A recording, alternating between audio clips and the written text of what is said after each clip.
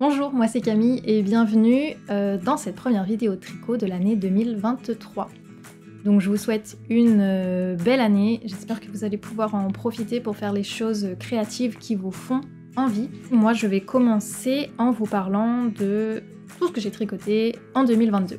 On va faire un petit récapitulatif en sachant que 2022 c'était donc ma première année de tricot. Donc je me suis vraiment mise au tricot et je me suis découverte cette nouvelle passion du coup. Donc je vais vous montrer tout ce que j'ai fait, tous les projets que j'ai terminés. Il y en a certains que je pourrais pas vous montrer puisque c'était des cadeaux donc ils ont été donnés, mais la majorité, tout est là. Tout est là à côté de moi, donc je vais pouvoir vous montrer tout ça.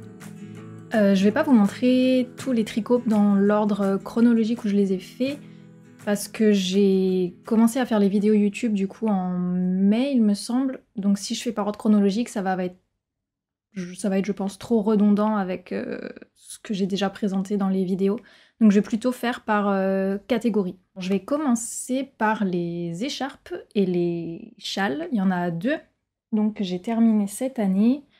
Le premier c'était le Doo-Wop Shawl. Oups. Le Doo-Wop Shawl qui est comme ça. Donc c'est un patron de Malia Design, donc Lisa Hannes. J'avais vu ce châle tricoté sur le podcast de Émilie Tricot Paillette, donc son podcast c'est Ce n'est pas que du tricot, et elle l'avait montré dans une couleur, c'était, il me semble, si je me rappelle bien, c'était ici, c'était comme ça, c'était blanc et noir, enfin ou un anthracite. Blanc et anthracite, et elle avait la couleur ici qui était plus orangé que ça, il me semble. Et j'avais adoré. Quand j'avais vu son châle dans son épisode, je l'avais trouvé trop trop beau. J'avais adoré l'association de couleurs en fait qu'elle avait choisie.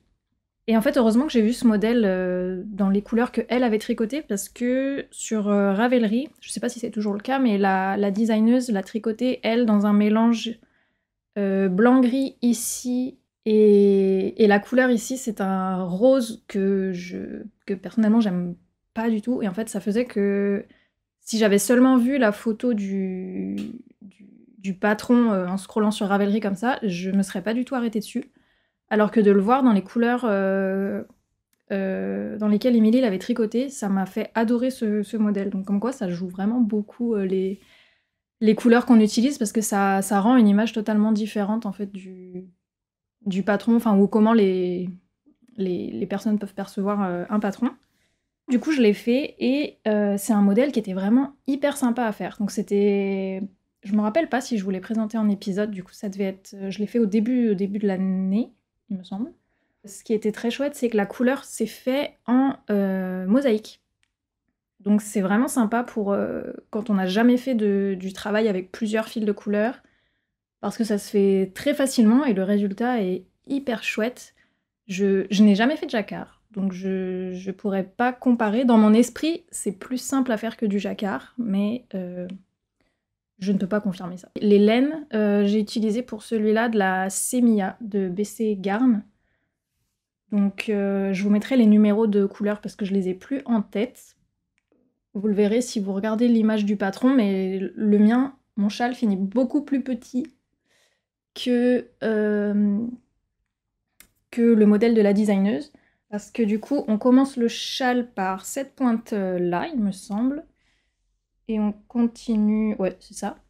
Et en fait, moi déjà, j'ai fait une répétition de moins pour le motif en chevron ici. Donc déjà, ça le fait plus petit. Mais même comme ça, je pense qu'il est quand même beaucoup plus petit que ce qui était prévu. Au blocage, j'ai essayé de l'étirer au max que je pouvais, mais bon, au bout d'un moment, la bande ici en haut, elle est pas extensible, quoi. Donc je peux pas faire plus que ça. Donc au final, ça me fait plus un genre de foulard bandana qu'un châle, mais j'aime bien. Franchement, j'aime bien. Ça fait, si je vous le mets rapidement, je le mets comme ça, quoi, comme un bandana, un foulard, je sais pas. Et voilà, mais franchement j'aime beaucoup. Du coup ça fait plus pour la mi-saison. Et il est très sympa. Je pense qu'on peut vraiment s'amuser avec les associations de couleurs comme ça peut être très très chouette. Donc j'avais beaucoup aimé le tricoter, même s'il a terminé beaucoup plus petit que ce que j'avais escompté. Donc ça, c'était le tout premier châle que j'ai tricoté. Et le deuxième, que du coup je ne vous ai pas encore montré terminé, c'est le Sophie Shawl, qui du coup a plus une forme d'écharpe, moi je trouve. Et il est comme ceci. Je sais pas comment vous le montrer. Voilà, donc il est, pour le coup, moi j'ai fait la taille la plus grande. Oups. Comme ça. Et il est, lui, pour le coup, vraiment très long. Vraiment très long, pas profond. Donc c'est pour ça que pour moi c'est plus une écharpe qu'un châle. Et je l'ai fait dans les laines Malabrigo Rios, dans le coloris Indiecita, qui est hyper sympa, qui est un dégradé, enfin pas un dégradé, une laine avec des variations de vert, violet et bleu. Je trouve hyper chouette. Alors par contre, moi ça me dérange pas, mais il y a un des chevaux, bam, qui est qui est plus foncé que les autres. Après, moi ça m'embête pas plus que ça, parce que ça fait une démarcation. Après, une fois qu'elle est portée, ça se voit pas nécessairement, et puis c'est... Je sais pas, sur une écharpe, je trouve pas ça gênant. Et c'est vrai qu'en fait, pour le coup, j'aurais aimé que les 3 échos soient plus comme lui, c'est-à-dire plus foncés, parce que je trouve cette partie hyper jolie. Mais dans tous les cas, le coloris me plaît beaucoup. Et l'écharpe, l'écharpe est très agréable à porter, parce que du coup, là, on peut faire beaucoup de tours. On peut mettre les pans derrière, sinon on peut faire un petit nœud comme ça pour la fermer. Enfin, il y a pas mal de possibilités, et elle tient bien chaud. Donc c'est un design de petite knit, que donc j'ai fait dans la plus grande taille, donc la taille L, et j'ai utilisé 3 écheveaux de Malabrigo Rios. Donc la laine recommandée pour ce patron, c'est de la worsted. Donc ça avance assez vite franchement, et comme le design est simple, c'est hyper plaisant. On avance rapidement dessus et ça prend pas la tête, enfin, on n'a pas à réfléchir. Beaucoup, donc c'est vraiment très chouette, et un projet qui est vraiment très agréable à porter ensuite en hiver. Donc voilà, ça c'est les deux châles écharpes que j'ai tricotés en 2022. Ensuite, je vais parler des chaussettes. Cette année, j'ai tricoté 4 paires de chaussettes. J'en ai que 2 avec moi parce que les deux autres, c'était des cadeaux. Donc la toute première que j'avais commencé, c'était celle-ci. C'est la paire des Weekend Shorty Socks de Summerly Design Co. Donc elles ont des bouloches dessus que je n'ai pas enlevé, il faudrait que je le fasse. Summerly Design Co, si vous connaissez pas, je vous recommande vraiment d'aller voir ce qu'elle fait, parce qu'elle est spécialisée dans les chaussettes. Elle en a plein de patrons qui sont hyper jolis. Elle fait surtout beaucoup de modèles avec des très colorés, donc avec des jeux de couleurs, ou juste en utilisant des laines colorées qui sont hyper sympas. J'aime beaucoup son univers. J'ai tricoté que ce modèle d'elle pour l'instant, mais je pense que j'en tricoterai d'autres quand je voudrais me lancer dans les chaussettes à plusieurs couleurs, ou avec du jacquard ou des motifs colorés. Donc voilà pour les Weekend Shorty Socks que j'ai fait en ciseaux de Sandnes Garn, avec ce gris-là qui est de la Nord de Drops. Donc j'ai beaucoup aimé. C'est avec ce modèle en fait que j'ai appris à tricoter les chaussettes. Donc ça démarre par les côtes et ça finit par la pointe, avec un talon renforcé à gousset. Donc j'étais vraiment très contente de cette construction de chaussettes.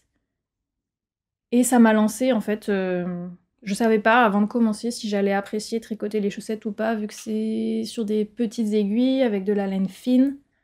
C'est vrai que moi, au tout départ, j'étais plus attirée par tricoter des projets avec de la laine épaisse qui allait avancer vite. Et c'est pour ça que les chaussettes, je savais pas trop si ça allait être mon truc ou pas. Et franchement, ben, j'aime beaucoup. J'aime beaucoup tricoter des chaussettes. C'est la toute première paire de chaussettes que j'avais commencé, mais pas terminée. Ensuite, la première que j'avais terminée, j'étais partie du même modèle, mais j'avais enlevé une épaisseur de côte ici, et j'avais tout simplement utilisé une couleur contrastant pour côte, talon pointe, et le corps, je l'avais fait en laine de chez Célène, qui était la toute première laine de teinturière que j'achetais, que j'avais acheté à la fête de la laine à Malakoff.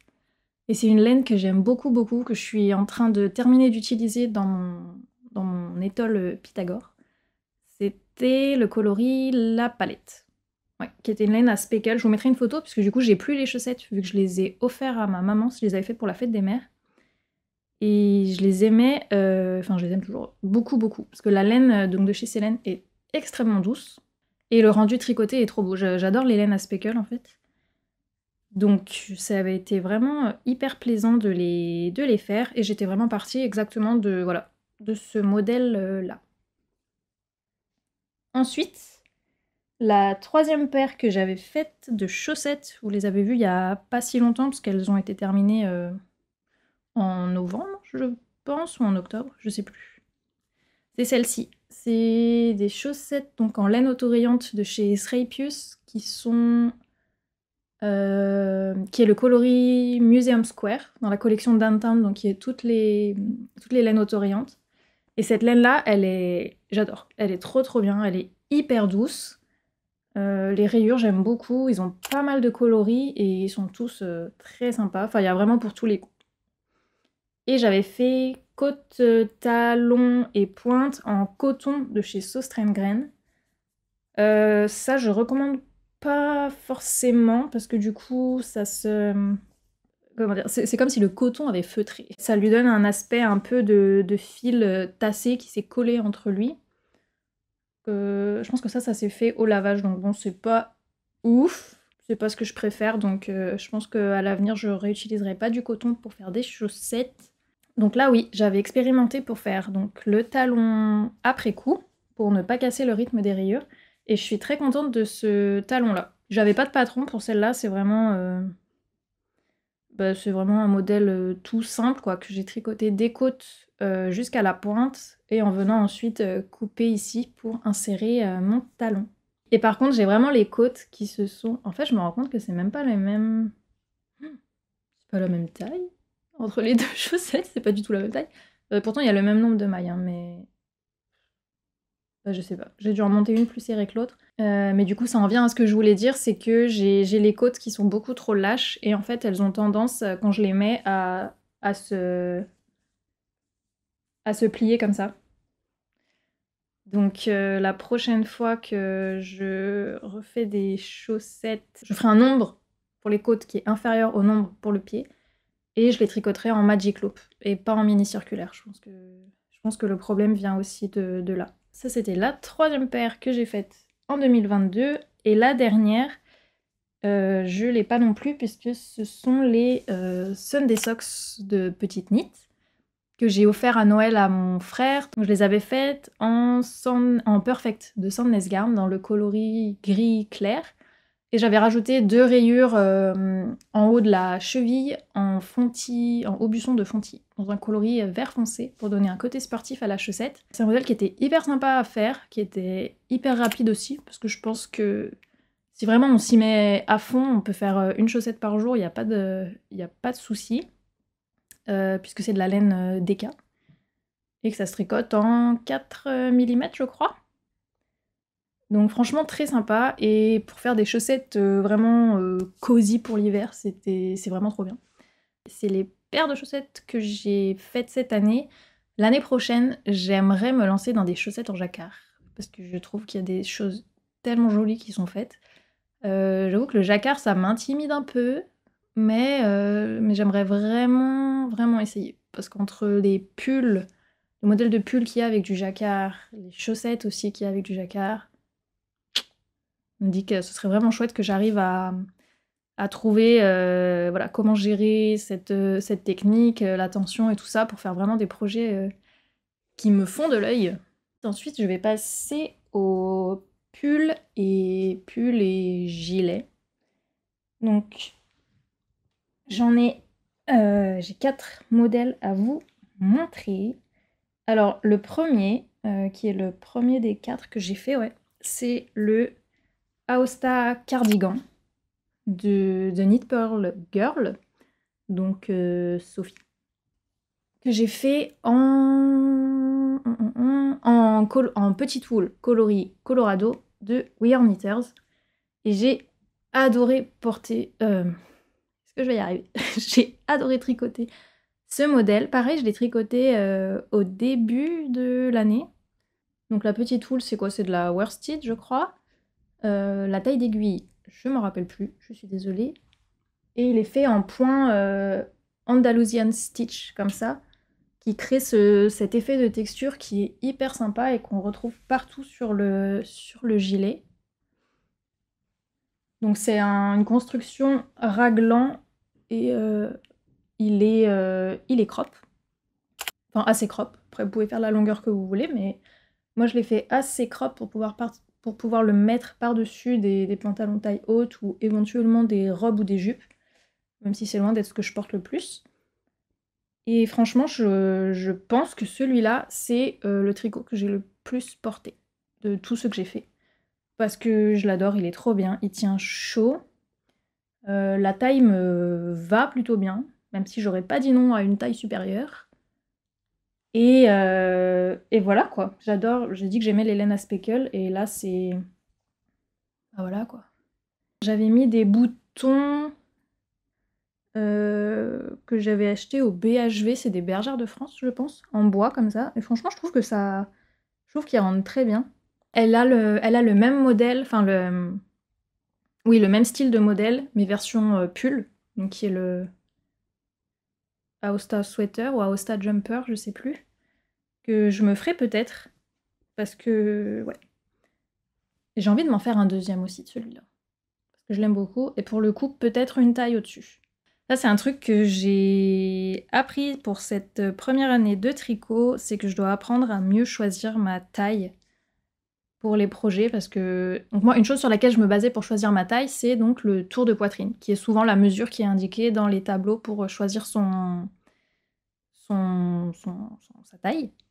En fait, je sais pas si c'est le truc le plus adapté pour moi, parce que du coup, j'ai une toute petite poitrine, enfin un petit bonnet, mais je suis pas petite en taille. Donc ce qui fait que je me retrouvais, d'après les tableaux, je suis quasiment toujours du coup dans la première taille, ou la deuxième, ça dépend comment c'est le rang de taille disponible, mais je suis pas une personne petite. Donc en fait, j'avais toujours tendance à aller vers la première taille, sauf que du coup, à la fin, je me retrouvais toujours avec un modèle qui me va, je peux le mettre, mais qui est trop petit par rapport à ce que j'avais escompté pour le rendu en fait. Et c'est vrai que je sais pas trop quoi penser en fait de la taille qui se base uniquement sur le tour de poitrine, vu que ben, forcément on n'a pas la même morphologie. Si on a un bonnet assez, comment dire, je sais pas, un bonnet C ou D, mais qu'on est petit, que si on a un bonnet A ou B, mais qu'on est grand. Forcément, le tour de poitrine peut être le même, mais la morphologie du reste du corps sera pas du tout la même. Donc après, voilà, il faut que j'essaye de jouer un peu avec ça. Et en tout cas, ce que je vais faire en 2023, c'est que je vais systématiquement prendre les tailles supérieures et arrêter de prendre la première taille, même si c'est ce qui m'irait si je regarde le tableau des tailles. Parce que voilà, j'aimerais que mes tricots maillent de manière un peu plus, avec un peu plus d'aisance.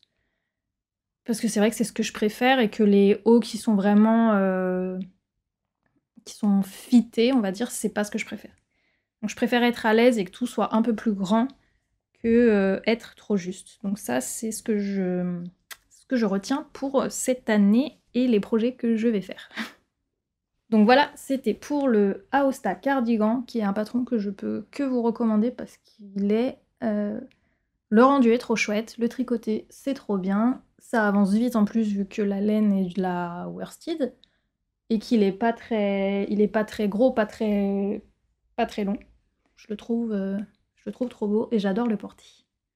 Ensuite j'ai fait un Trescao de Elong avec Anna, donc qui est un modèle bien connu et qui est un patron gratuit. Ça c'est hyper cool.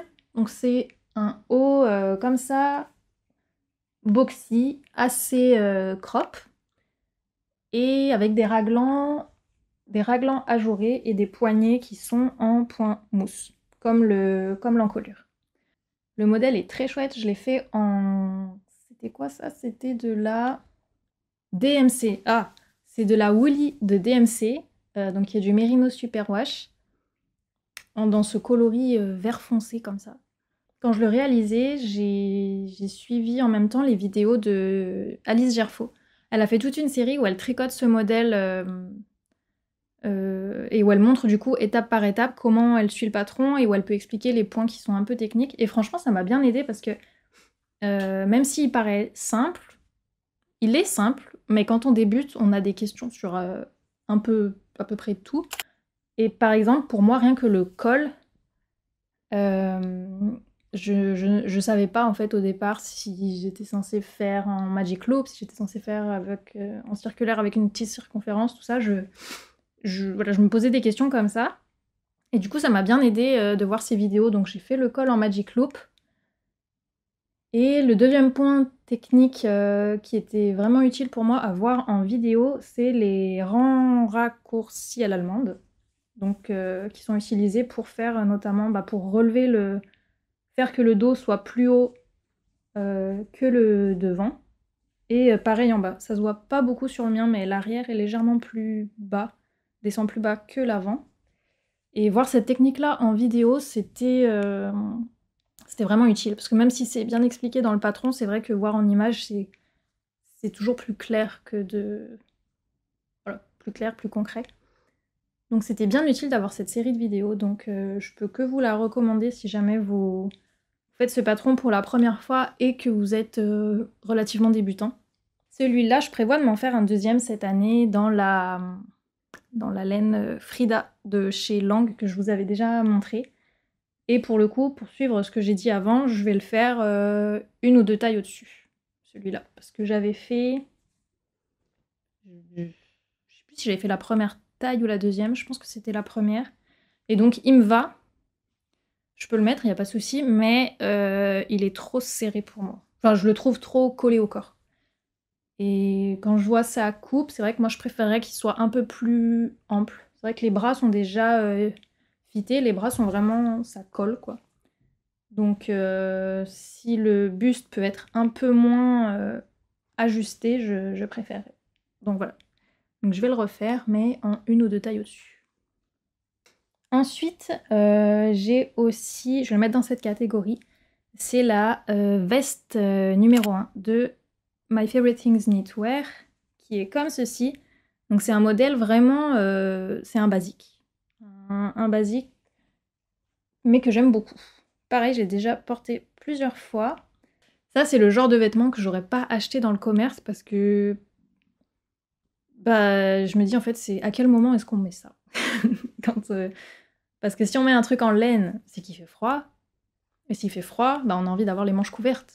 Du coup, c'est le genre de vêtements que j'aurais jamais acheté en fait si je l'avais vu dans le commerce. Et en fait, de le voir comme patron à tricoter, j'ai eu envie de le tricoter. Je me suis dit, je lui trouverais bien une utilisation après. Et en fait, c'est vrai que franchement, ça se met à la mi-saison. Je le mettais avec des t-shirts manches longues en dessous. Et du coup, c'est vrai que ça suffit à tenir chaud parce que le principal, c'est que le centre du corps soit au chaud. Et en fait, ça suffit quand il fait pas hyper froid dehors à ce qu'on ait suffisamment chaud. Donc oui, je l'ai tricoté en Heavy Merino de Knitting for Olive. Dans le coloris marzipan, je pense. Il est simple à faire. La construction était hyper intéressante par rapport à comment la designeuse nous fait former la ligne d'épaule. J'avais jamais fait comme ça et j'ai trouvé ça hyper sympa et il tombe hyper bien du coup sur le corps. Il se tricote en circulaire. Pareil, on forme d'abord le haut du dos, le devant, le haut du devant, et ensuite on rejoint tout en cercle jusqu'en bas. Et après on vient relever des mailles pour faire le col et les emmanchures. Et franchement, il est très très très chouette, hyper agréable à porter. Je trouve que l'encolure est super jolie. J'aime beaucoup beaucoup. Donc ça, j'avais adoré le tricoter. Je pense que je me referai d'autres modèles dans ce style-là, pull sans manches. Et le dernier pull que j'ai fait, enfin que j'ai terminé, je vous l'ai montré il n'y a pas très longtemps non plus, c'est le Coloring Book raglan.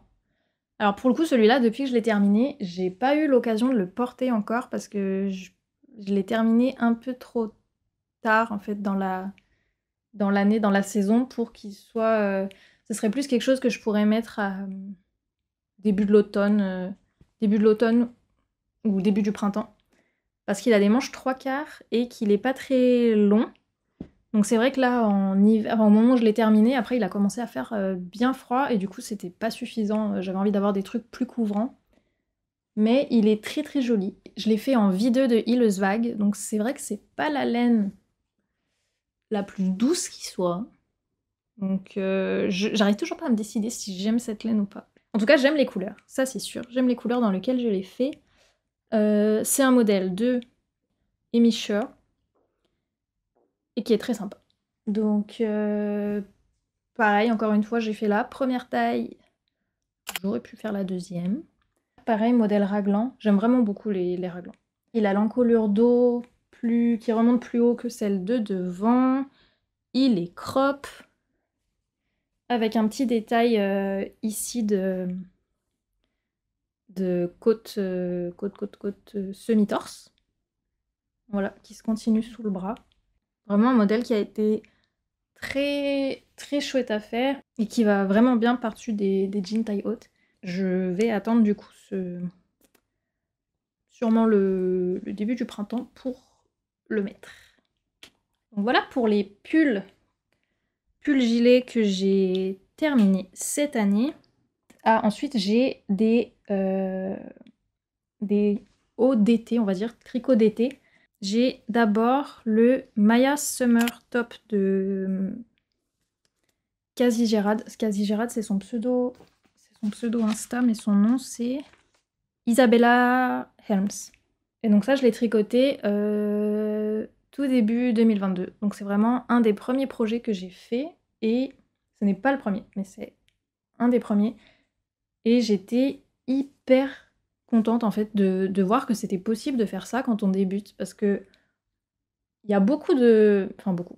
Il y a plusieurs points et techniques différentes sur ce modèle, mais rien n'est compliqué en fait.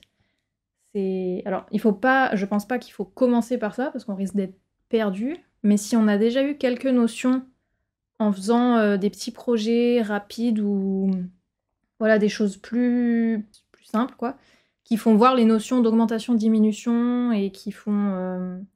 voilà, quoi, qu'on sait quand même monter des mailles et tout ça, il n'y a pas vraiment besoin d'en savoir plus et l'effet est génial. Donc j'ai vraiment beaucoup aimé le tricoter parce que ça va relativement vite. Mais il donne un effet assez travaillé, quoi. Parce qu'on voit, donc il y a la technique du high cord pour les bretelles. Il y a du point de...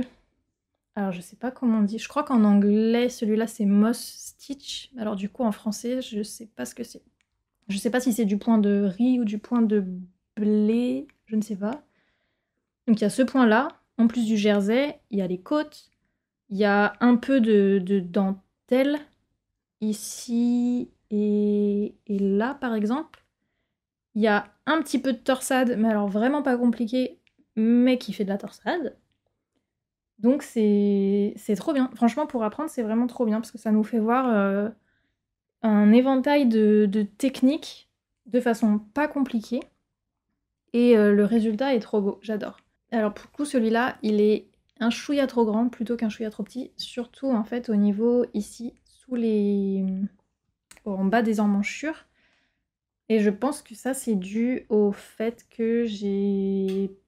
Il y a les diminutions... Non, les augmentations, les diminutions. Les diminutions faites... Alors, je sais plus si c'est du côté gauche ou du côté droit. Que j'avais fait trop lâche, je pense. Ce qui fait qu'en fait, en haut, si je mets le... Vous voyez, ça part légèrement en évasé et du coup, c'est un peu trop grand sous le dessous du bras. C'est pas assez près du corps pour le coup à cet endroit-là. Donc je pense que c'est dû à ça, à la façon dont je faisais mes diminutions à ce moment-là. Et peut-être aussi au fait que le fil que j'ai utilisé, donc c'est un coton de chez Drops. Oui, c'est un fil Drops Safran, donc qui est du 100% coton, dans le coloris 59. Et voilà, c'est un fil qui est un petit peu plus gros que ce qui était recommandé, puisque... Parce qu'il me semble que le fil recommandé, l'épaisseur, c'est du light fingering. Et ça, c'est fingering normal, je pense. Donc peut-être que ça a joué un peu aussi. Mais en tout cas, c'est un modèle que j'ai vraiment beaucoup aimé faire. Oups, il existe en 2 versions. Il y a la version comme ça. Et il y a une version où en bas, en fait, au lieu d'avoir des côtes comme ça, on a un péplum. C'est-à-dire qu'on va... Je crois qu'on le fait après. On reprend ici les mailles et on augmente pour que ça fasse un volant, en fait, en bas de... Je sais pas, de cette longueur-là à peu près, je pense. Donc c'est un autre style. Mais moi, j'avais beaucoup aimé faire cette version-là. Et d'ailleurs, je pense que je vais m'en refaire un pour cet été. Parce que j'ai acheté du coton mérino de Knitting for Olive quand j'avais commandé la laine justement pour la veste numéro 1. Pour pas commander qu'une seule laine Knitting for Olive, j'avais commandé celle-là, mais j'avais aucun projet en tête à ce moment-là. Et il me semble que j'ai acheté 3 pelotes de 50 grammes. Et je crois que c'est assez pour faire ce modèle-là. Et pour le coup, c'est du light fingering, donc ça serait parfait.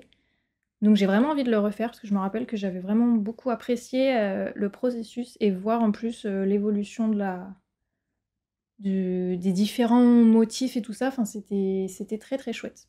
On peut d'ailleurs le porter aussi bien avec les boutons à l'avant qu'à l'arrière, hein. C'est la même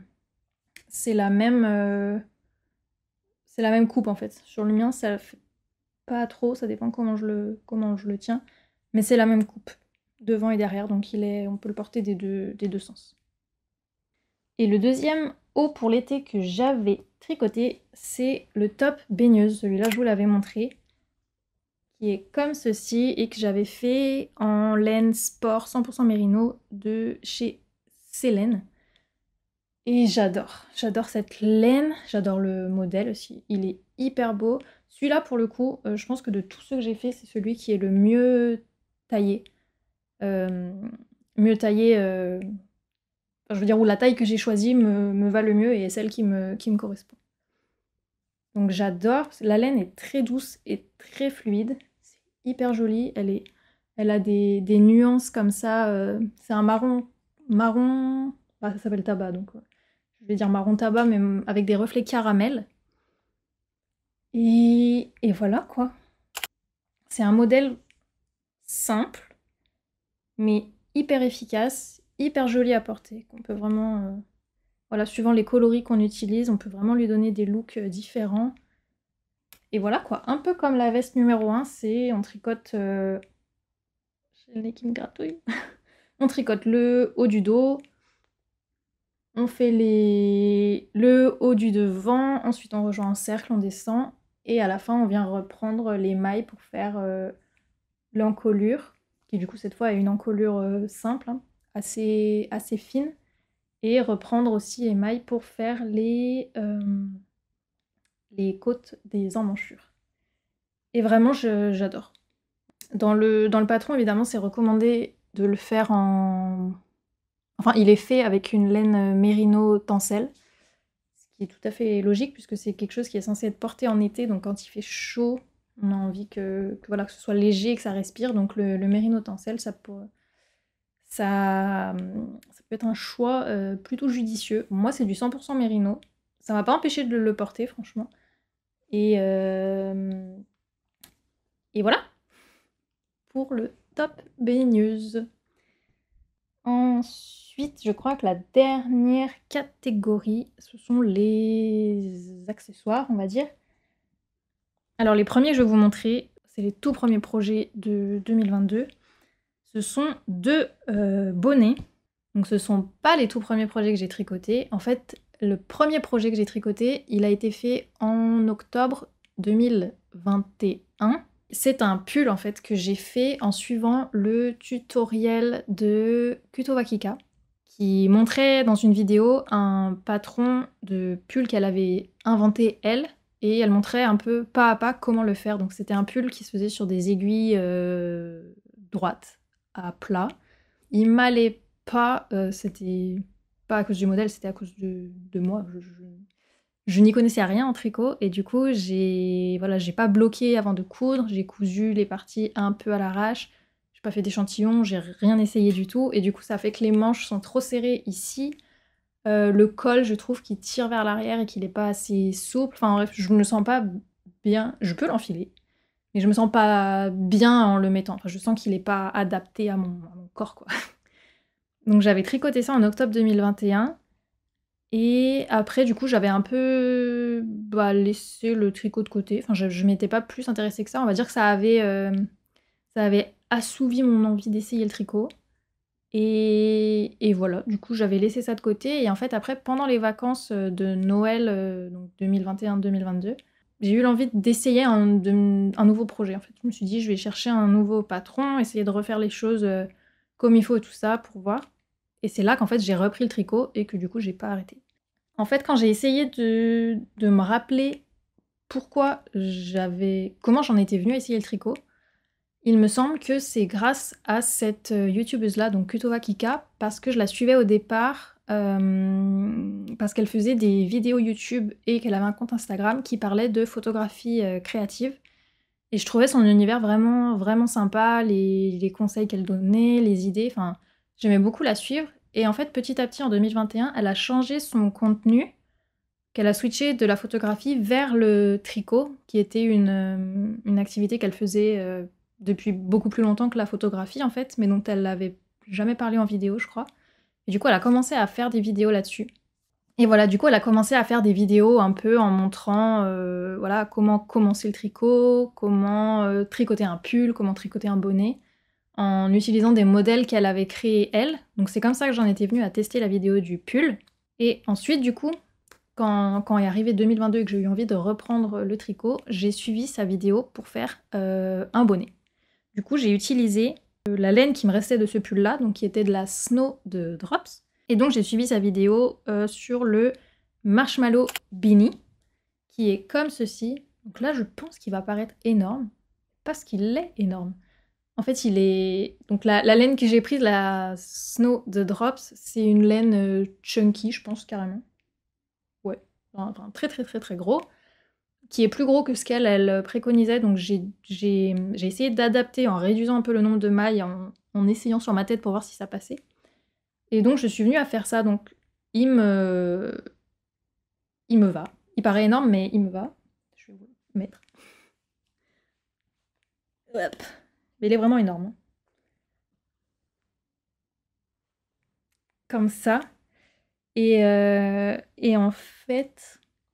Et donc voilà, comme ça, en suivant sa vidéo, j'ai réussi à faire ce premier bonnet. Donc certes, un peu gros, que je n'ai jamais porté, mais qui ressemble à un bonnet, quoi. Et qui tient sur ma tête. Donc c'était déjà un exploit. Et du coup, j'en ai fait un deuxième pour mon copain, donc dans cette couleur-là. Lui, pour le coup, je sais plus lequel j'ai fait en premier. Je pense que j'ai fait lui en premier et celui-là en deuxième. Et vous voyez que je l'ai fait, du coup, légèrement moins haut. Il y a des petits trucs dessus. Il est légèrement moins haut. Donc il va un peu mieux sur la tête. Ah oui. Il est moins profond et du coup, il va mieux sur la tête. Donc la laine, celle-là, je sais plus, je crois que je l'avais trouvée... C'est de l'acrylique que j'avais trouvé en magasin de loisirs créatifs. Je me rappelle plus, je crois que c'est de la DMC aussi. Donc voilà, donc celui-là taille un peu mieux, Donc du coup j'étais contente parce que je me suis rendu compte que j'étais capable de faire un peu des ajustements pour adapter le tricot à ce qu'il fallait. Et ça m'a donné envie de continuer du coup. De voir que le deuxième était déjà mieux que le premier, je me suis dit que j'allais être capable de faire d'autres choses. Il se faisait hyper vite, hein, c'était en une journée, je pense que j'ai fait chaque bonnet. Ouais. Et franchement, ils tiennent bien chaud du coup, puisque la laine est très très épaisse. Ah oui. Et donc ensuite, les autres accessoires, on va passer totalement à l'autre côté de l'année, puisque je les ai fait à la toute fin de l'année, parce que c'était les cadeaux de Noël. Et du coup, je les ai pas avec moi. Il y avait donc la capuche Bombec d'Atelier Émilie que j'ai faite en laine de chez Léna Mouret. Donc en combo d'une laine fingering et d'un fil Kid Mohair et soie. Et que j'ai beaucoup aimé tricoter. C'était un projet vraiment assez atypique, assez unique, et dans une laine que je trouvais très jolie, qui était très douce. Donc je l'ai offerte à ma maman pour Noël, et elle l'a beaucoup aimée, j'étais contente, parce que du coup pendant les vacances, elle a déjà pu la porter plusieurs fois quand on allait se balader dehors, donc ça c'était très chouette. Ensuite, l'autre accessoire que j'avais fait, donc